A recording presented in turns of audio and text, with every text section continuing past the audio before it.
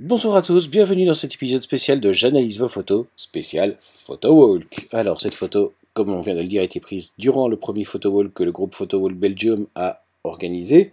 Je remercie Joël Henry qui a participé à ce Photo Walk de s'être prêté à l'exercice. Elle m'a envoyé une photo en JPEG et m'a demandé qu'est-ce que je peux faire pour améliorer la photo que tu m'envoies.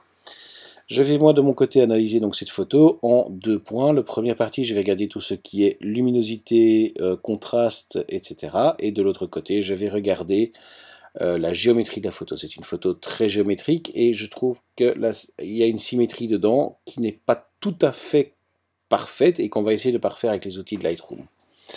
Alors, premièrement, donc on va regarder l'histogramme. Première chose en voyant l'histogramme, on voit qu'il est fort calé sur la gauche, donc ça veut dire qu'on a un histogramme avec des ombres bouchées. D'ailleurs, si on clique sur l'histogramme, vous voyez toutes les zones bleues qui viennent d'apparaître, ce sont les zones bouchées. Et si je vais dans les hautes lumières, on a une zone rouge ici qui est apparue, qui sont les hautes lumières qui sont cramées.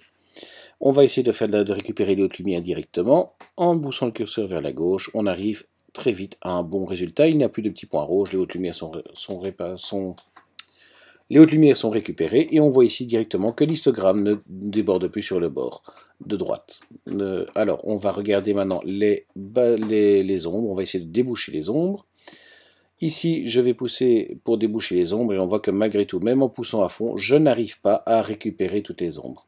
Ça, c'est une première chose. Donc, on a toujours des ombres qui sont bouchées. Si vous regardez, il y en a moins, mais il en reste à plusieurs endroits des ombres complètement bouchées. Et vous remarquez également que beaucoup de bruit apparaît dans l'image. Pourquoi ce bruit? Simplement que le capteur n'a pas eu le temps de réceptionner assez d'informations.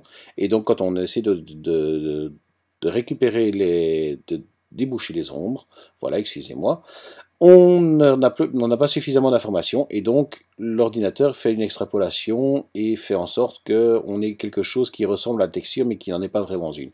C'est très bruité, c'est pas beau. Donc on va ici simplement diminuer la récupération des ombres à une certaine valeur pour faire en sorte que ce ne soit pas trop catastrophique. Et ce qu'on peut toujours faire ici, voilà, on a toujours des ombres donc, qui sont relativement bouchées, on ne sait malheureusement rien y faire, vous avez vu pourquoi, à cause du bruit. On a récupéré par contre les hautes lumières, ça c'est très bien. Alors on a vu qu'il y avait du bruit, moi je vais rajouter une petite touche de luminance qui sert à réduire le bruit dans Lightroom, et en réduisant le bruit, on arrive quand même à une photo assez sympathique. Alors, donc ça c'était la première partie, on a récupéré ici, je vais rajouter un tout petit peu de clarté. Vous remarquez que là, quand vous regardez, quand je bouge le curseur de la clarté, vous constatez que l'histogramme bouge. Donc faire attention quand vous bougez à la clarté. Voilà, j'ai poussé la clarté un peu trop loin, et on remarque directement que l'histogramme repart complètement sur la droite, et donc on a de nouveau un contraste beaucoup trop fort, et des hautes lumières qui sont de nouveau cramées. Donc faire attention en bougeant que la clarté et la texture, on risque de bouger l'histogramme.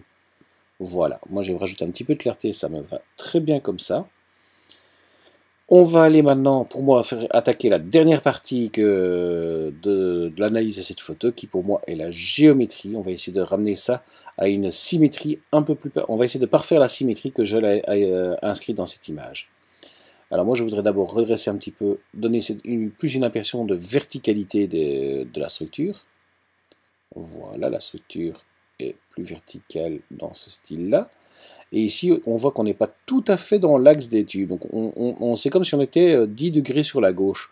Donc, on va essayer simplement de redresser l'image. Voilà. De manière à ce que la symétrie paraisse plus parfaite.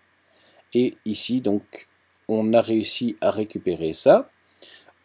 Et vous voyez qu'autour de la photo, on a tout un liseré blanc qui est apparu. Simplement, on va demander à Lightroom de contraindre le recadrage, c'est-à-dire il va faire un recadrage forcé de la photo pour que ce liseré blanc disparaisse. Mais ça veut dire qu'il va couper dans la photo aussi, dans les autour. Vous allez voir tout de suite. Je contrains le recadrage. Alors, on fait un avant-après. Vous voyez la différence au niveau de la géométrie de l'image. Alors, je vais encore maintenant, moi il y a encore un petit quelque chose que je voudrais faire, c'est un recadrage de l'image. Là, ici, cette zone-ci, je trouve qu'elle est la zone parlante de la photo.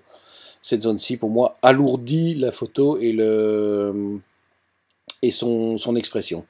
Donc je vais aller dans l'outil de recadrage de Lightroom, je suppose que tout le monde le connaît, et je vais faire un recadrage pour essayer de rendre cette photo plus dynamique. Donc j'aime bien le 16:9 personnellement, c'est un choix qui est assez personnel, hein. Chacun fait un peu comme il le sent.